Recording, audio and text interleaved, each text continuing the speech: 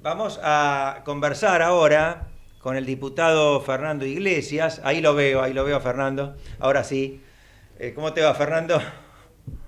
Muy bien, ¿cómo estás, ¿Cómo Osvaldo? Un estás? gusto de Bien, ¿y vos? saludarte. Bueno, te convocamos primero porque siempre es interesante tu análisis sobre la realidad política, pero además porque vi que publicaste un nuevo libro y diría, y alguno te podrá objetar, un nuevo libro sobre el peronismo. ¿Te quedaron cosas que decir todavía sobre el peronismo? Siempre quedan cosas para decir sobre el peronismo, porque el peronismo es infinito, es nuestra realidad.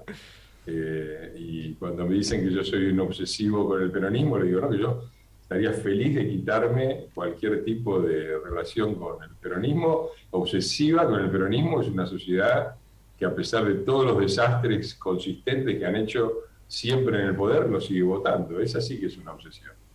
Y este libro, recordame el título. Es Los días más felices. Los días más felices. Eh, ¿Y qué aspecto en particular aborda? Porque vos ya escribiste, como lo señalábamos recién, otros libros que yo los he leído con mucha atención a todos ellos. ¿Este se enfoca más en lo económico? sí, el subtítulo lo dice todo. Es el modus operandi económico de la leyenda peronista.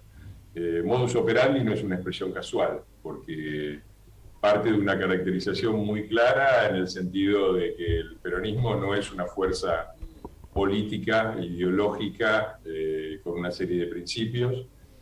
Como prueba el hecho de que arrancaron con un totalitarismo de tipo fascista y terminaron en un totalitarismo de tipo estalinista actual. Y en el medio fueron socialdemócratas con Cafiero y liberales con Menem y lo que fuera necesario para ser lo que verdaderamente son, que es una organización destinada a la captura del poder, a la obtención de ventajas de todo tipo, ilegales, la mayoría, mediante el ejercicio del poder, y a la impunidad y a mantenerse en el poder la mayor cantidad de tiempo posible. Si uno lo entiende así y analiza económicamente los 4 ciclos peronistas y el quinto, que es ahora, es el quinto gobierno democráticamente elegido por los argentinos que es peronista, quinto ciclo, digamos, encuentra una similitud abrumadora que salta inclusive la mayor diferencia que es la de Menem, ¿no? Que Menem fue desde el punto de vista del método heterodoxo para el peronismo, trajo un montón de... Pero en lo esencial, que es lo que describe la metáfora del libro, los días más felices, fue igual que los otros peronistas. Todos hicieron lo mismo, todos tomaron recursos excepcionales que les tocaron en circunstancias muy afortunadas para la Argentina y que en vez de volcarse al desarrollo del país, al largo plazo, a la educación, se gastaron en una fiesta de consumo que duró 2, 3 años, agotó todos los recursos posibles, liquidó los stocks existentes, como las reservas del Banco Central con Perón, las empresas estatales con Menem, y así. Y nos dejó en el tendal, nos dejó en una situación de absoluto Hay, subdesarrollo en donde la Argentina perdió el tren en el que estaba era el octavo país más rico del mundo en 1945, hoy andamos por el puesto 70, Bueno, ya perdimos la esos cuenta. datos es interesante siempre remarcarlos, porque hay una extendida opinión y lo peor del tema es que aún entre no peronistas o aún entre antiperonistas, acerca de que el peronismo creó las industrias en la Argentina. Antes del peronismo no había industrias, no había derechos sociales, y me parece que la tarea tuya en esos libros es tratar de demitificar esto. Bueno, el libro arranca por eso. Yo discuto contra 2 tesis. Una tesis es muy generalizada, que es, sí, el peronismo estuvo mal, pero todos los demás también. Entonces, todos son culpables y nadie es culpable. No, no, de ninguna manera. El libro muestra claramente las responsabilidades incomparables en la decadencia argentina que tuvo el peronismo desde el punto de vista económico. Y en la segunda tesis es la que discutía recién, el hecho de que decía, bueno, pero el peronismo hay muchos peronismos. peronismo, ¿no? Hay peronismo de derecha, de izquierda, de acá, de allá. Sí, hay de todo, todos hicieron lo mismo. Una fiesta de días más felices, infinanciable, ajustar el país a una circunstancia excepcional que cuando desapareció dejó el tendal y dejó la miseria. Y con respecto a lo que decías antes, la primera demostración de la responsabilidad de Perón es esto. Había una Argentina antes de Perón y hubo otra Argentina después de Perón. Y yo lamento, no tengo a mano, después me voy a levantar por ahí a agarrar un ejemplar para mostrarte algún gráfico, pero la Argentina no tenía ninguno de los problemas que tiene hoy. En 1945, ametralladora de datos, vamos. 1945, la Argentina era el octavo país más rico del mundo, el octavo. Los salarios eran mejores que en la mayor parte de Europa, inclusive mejores que los salarios franceses.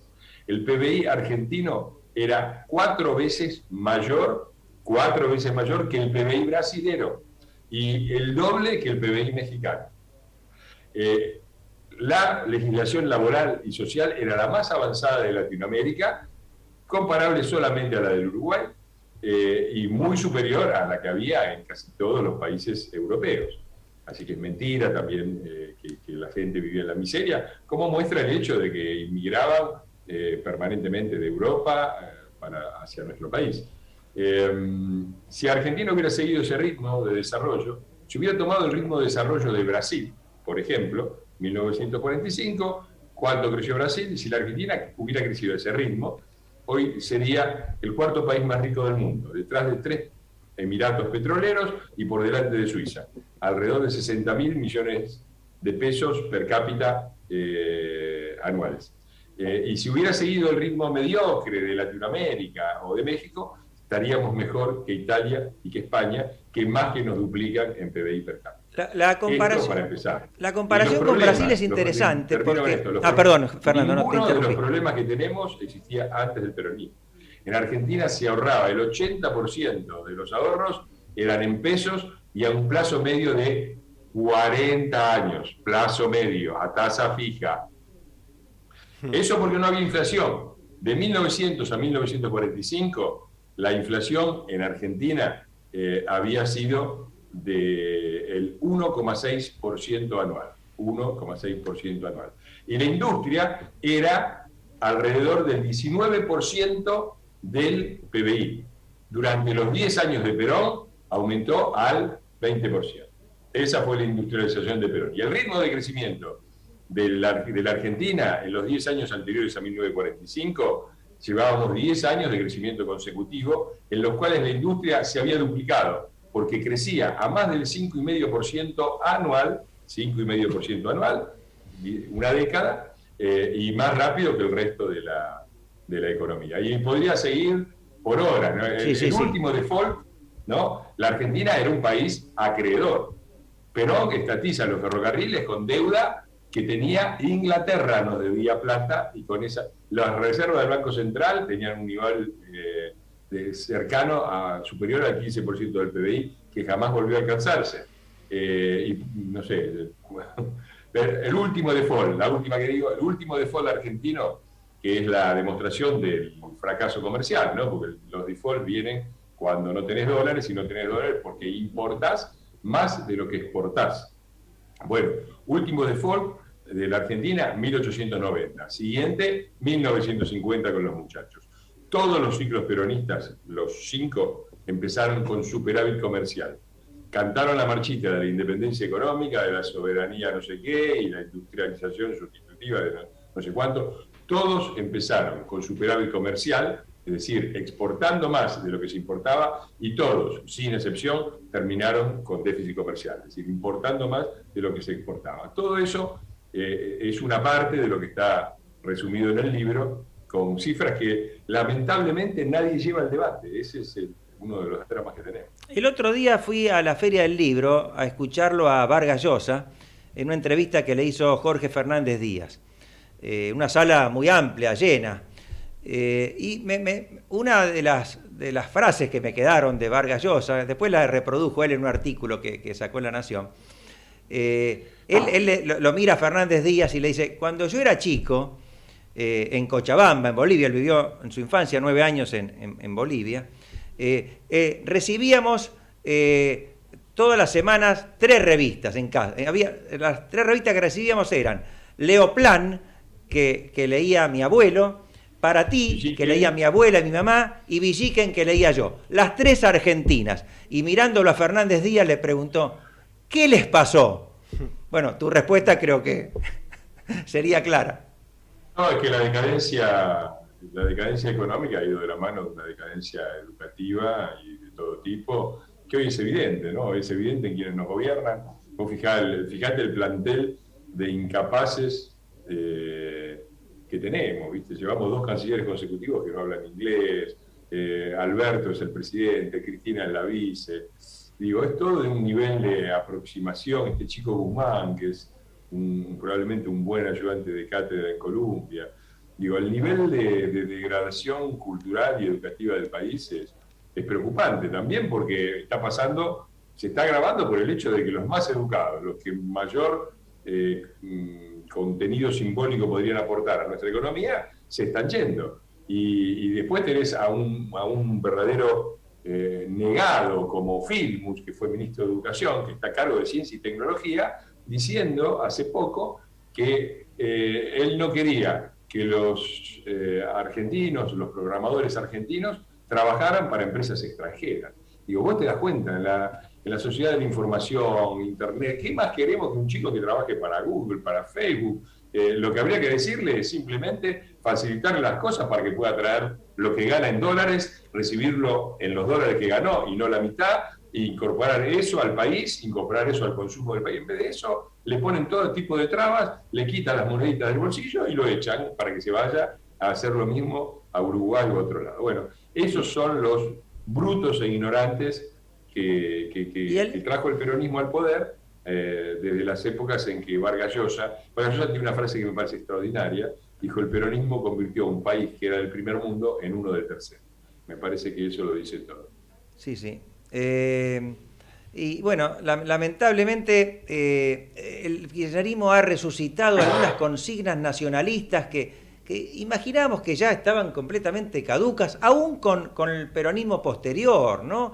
Esto que me decís, este ejemplo que vos diste de lo que dijo Filmus, o la utilización de la palabra soberanía para cualquier cosa, en un mundo cada vez más interrelacionado. Parece mentira que haya tanta gente dispuesta a creer estas falacias. Bueno, es la tragedia educativa argentina y el trabajo extraordinario que eso lo analicé en el libro anterior, en el medioevo peronista. Ellos han sido gramscianos sin saberlo, y Gramsci es un gran pensador, ¿no? Uno puede estar completamente en desacuerdo con su idea y el objetivo, pero la estrategia de copamiento de los centros de generación de pensamiento, que es lo que él planteó, es extraordinaria, y eso es lo que han hecho. No sé si leyendo a Gramsci o no, porque había muchos admiradores de Gramsci de la época de Pancho Aricó de un lado y de González del otro, Horacio González del otro, que era esto: copar las academias de periodismo, los institutos de profesorado, las universidades, los sindicatos docentes, todo lo que tiene que ver con la generación de pensamiento. Eso, estuvieron décadas trabajando en eso. Nosotros lo subestimamos. Muchos de los nuestros creyeron que no había que dar ninguna batalla cultural porque todo se iba a arreglar solito. Y acá estamos, ¿no? Tratando de remarla en una situación patética de enorme crisis para el país y de una dificultad enorme en todos los aspectos, ¿no? Porque uno ya no sabe qué elegir, ¿no? Le preguntan a la gente cuál es el principal problema del país y yo me imagino que la gente se queda pensando 10 minutos, ¿no? ¿Y qué pongo? La inflación, la inseguridad, la corrupción.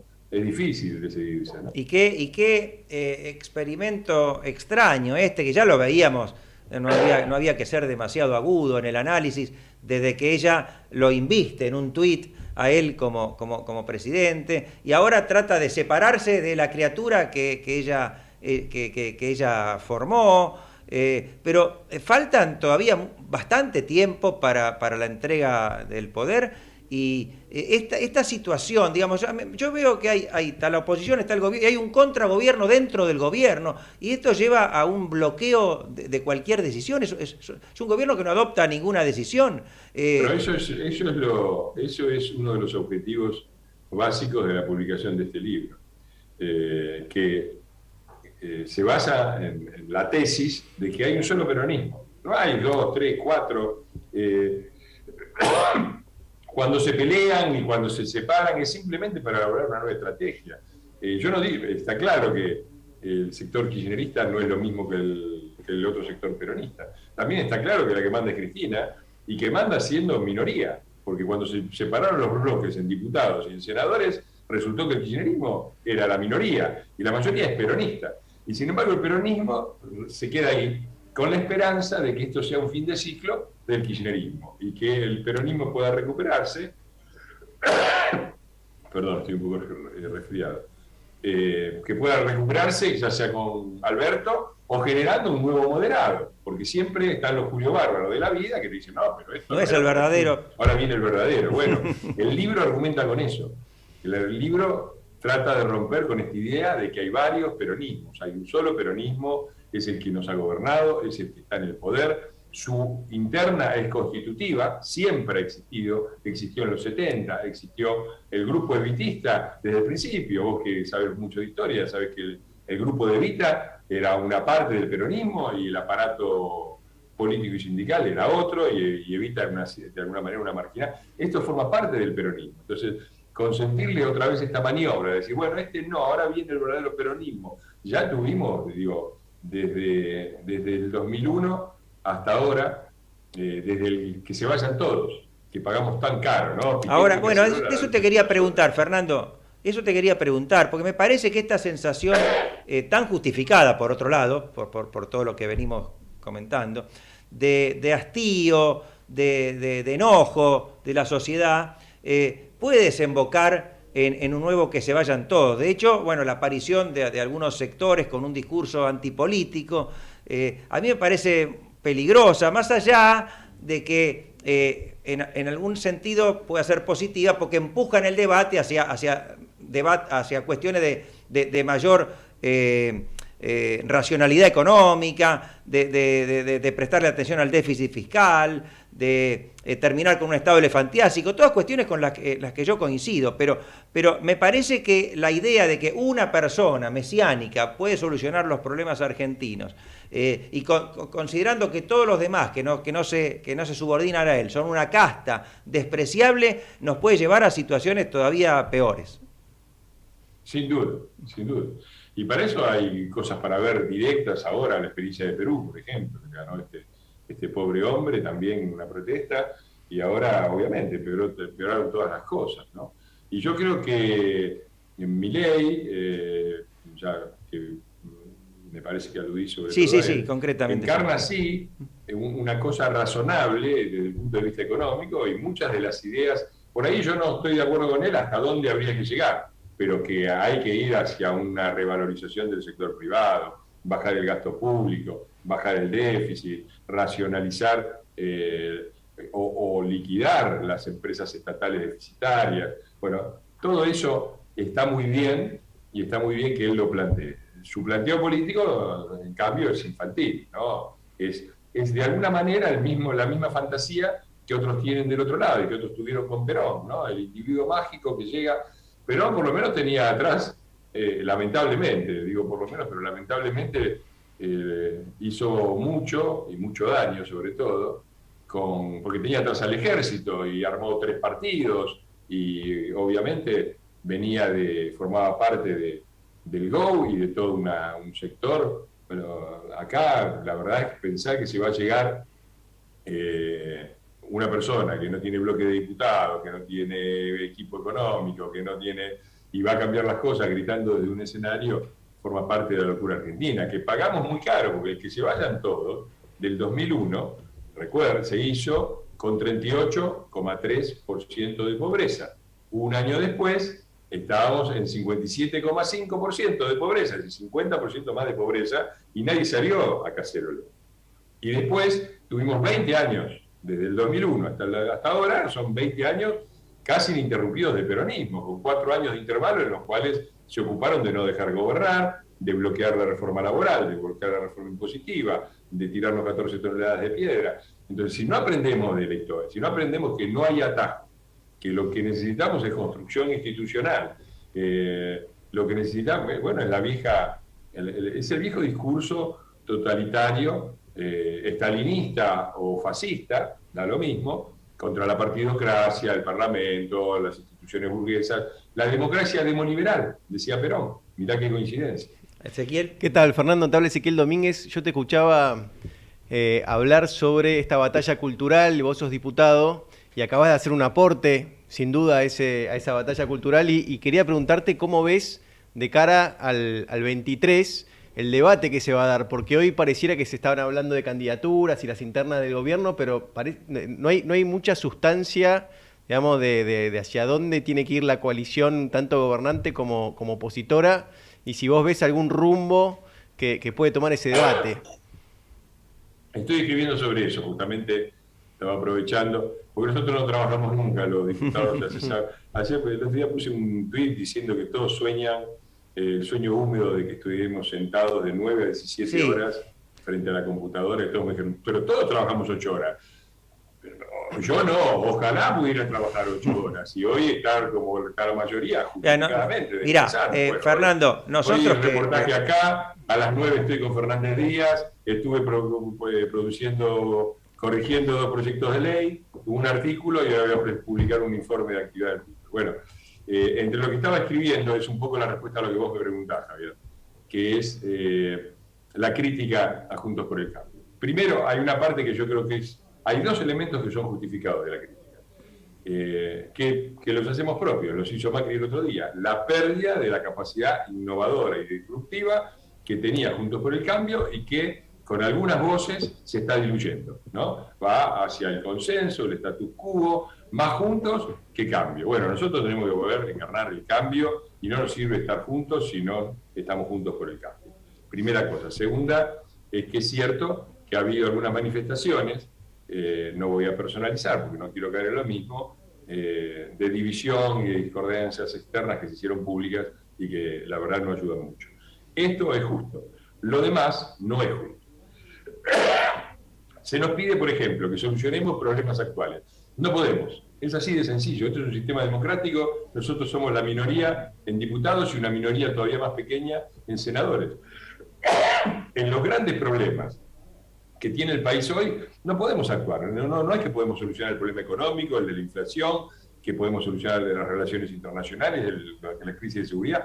Podemos, sí, frenar, siendo minoría, y aliándonos con una parte de la avenida del medio, la ancha y sinuosa avenida del medio, algunas cosas podemos hacer. Frenar las peores iniciativas, lo estamos logrando. Todo lo que están metiendo con la justicia, lo tenemos bloqueado, parado, luchándolo.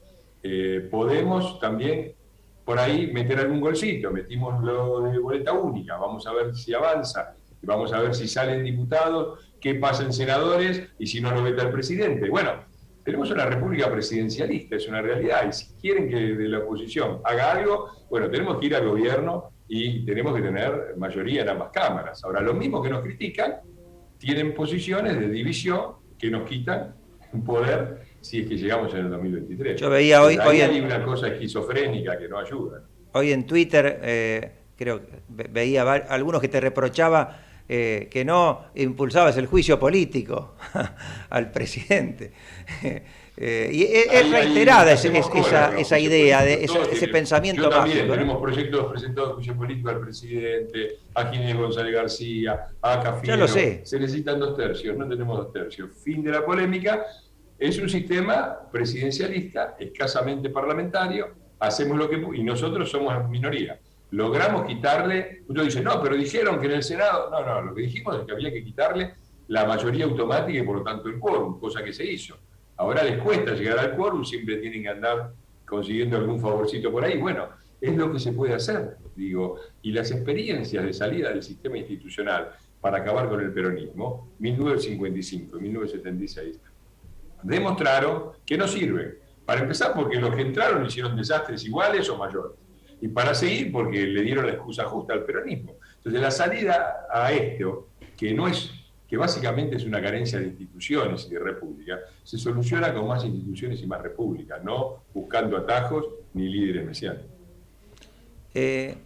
Perdón, de ninguna manera estaba diciendo que hay que terminar el proceso institucional, ¿no? Digo, creo que hay un debate que se está empezando a dar. Por favor. Que me parece interesante, se están escuchando voces dentro de Cambiemos, de hacia dónde tiene que ir el país, y creo que ese proceso se va a ir acelerando a medida que se acerquen las elecciones de cara a la gente. Me parece que eso es otro tema, está muy bien eso, porque otra cosa que nos piden, nos dicen, bueno, pero ¿cuál es el programa del 2023? ¿Cuál va a ser el programa del 2023? Decime qué es lo que vas a hacer. Bueno, está claro, ahí digo, ¿para dónde iría un gobierno de Cambiemos? Está claro, iríamos a la baja. Hay un consenso sobre bajar el gasto fiscal, sobre todas esas cosas básicas y lineamientos generales, hay un acuerdo. Después hay otra realidad, que hay sectores que son más socialdemócratas y hay sectores que son más liberales. Ninguno de los dos por sí solo puede gobernar Argentina, por lo tanto, si queremos sacar a estos muchachos, tenemos que gobernar juntos. Y tendrá que decidir la gente. Y yo creo que esta es una división que por algún lado es partidaria. El PRO es más liberal, en general, la Unión Cívica Radical es más, no la coalición cívica, son más bien un poco más socialdemócratas, dentro de lo razonable. Pero también es transversal, hay sectores liberales en la Unión Cívica Radical y sectores socialdemócratas en el PRO, y hay de todo. Bueno, la gente va a haber que hacer listas, ir a una interna a las PASO, y la gente va a tener que decir, a mí me gusta más para este lado o me gusta más para el otro. Hasta entonces, no se puede hacer un diagnóstico preciso además porque no sabemos, es como si yo fuera al médico y le diga, mire doctor, yo estoy fumando mucho, tomo mucho, me gustan las grasas, estoy comiendo milanesas de desayuno y tengo graves problemas de salud. ¿Me receta algo para el diciembre de 2023? ¿Qué va a hacer el doctor? Le va a decir, no sé cómo va a estar en el 2023. Nosotros no sabemos cómo va a estar. ¿Cuál va a ser el nivel de tipo de cambio? ¿Cuál va a ser el déficit fiscal? ¿Vamos a seguir con el cepo? ¿Va a estallar todo antes o no va a estallar? Digo, no sabemos. ¿Cómo va a ser una receta precisa? Digo, nos piden cosas que no se pueden hacer, ¿no? Admitiendo que hay cosas que hemos hecho mal, arranqué por ahí, pero hay cosas que no se pueden hacer. Se pueden fijar lineamientos y valores comunes. Después habrá que elegir en el 2023 qué variante opositora la gente prefiere que llevemos a la elección, y después, cuando estemos ahí, con un diagnóstico de la situación más preciso, se podrán hacer recetas más precisas. Todo lo demás es vender humo. Fernando, muchísimas gracias, y bueno, vamos a requerir, como siempre, ya lo hacíamos en la televisión, nuevamente tu participación. Y bueno, mucha suerte con el nuevo libro. Un abrazo para los dos y un saludo a Jorge. Muchas gracias. Chao.